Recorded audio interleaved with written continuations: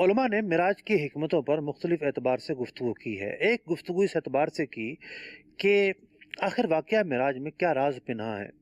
بڑا ہی ایمان افروز نکتہ علماء نے لکھا کہ ہوگا یہ کہ جب بزم محشر سجے گا، یعنی زندگی میں، یعنی یہ عقیدہ اہل سنت ہے کہ دنیا میں جاگتی آنکھوں کے ساتھ اللہ تبارک و تعالیٰ کا دیدار کسی کو نہیں ہو سکتا۔ نبی اکرم علیہ الصلوۃ والسلام کو اللہ تعالیٰ نے شرف عطا کیا، اس کے علاوہ کسی کو شرف نصیب نہ ہوگا۔ خواب میں زیارت ممکن ہے، البتہ قیامت کے دن جو بزم محشر سجے گا، وہاں اللہ تبارک و تعالیٰ کی بارگاہ میں سبھی پیش ہوں گے۔ وہاں اللہ تبارک و تعالیٰ کی زیارت کیسے ہوگی، کس انداز پر ہوگی؟ صدر الشریعہ علیہ الرحمٰن نے بہار شیط میں لکھا کہ جب دیکھیں گے تو بتا دیں گے۔ اللہ تبارک و تعالیٰ کی ذات وہ نہیں جو ہماری عقلوں میں آ جائے، جس کا ہماری عقلیں ادراک اور احاطہ کر لیں۔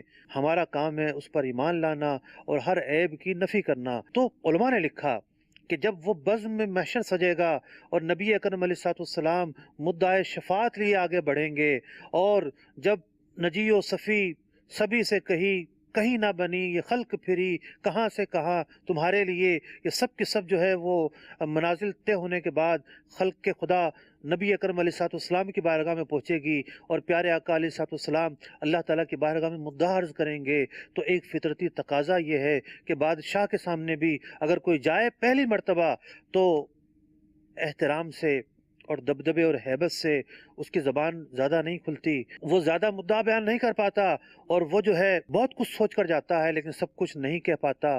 اللہ تبارک و تعالیٰ کے جلال کا اور اللہ تبارک و تعالیٰ کی ہیبت کا تو کیا عالم ہے۔ تو بادشاہ کی چھوٹی سی مثال تھی بلا تشبیہ و تمثیل۔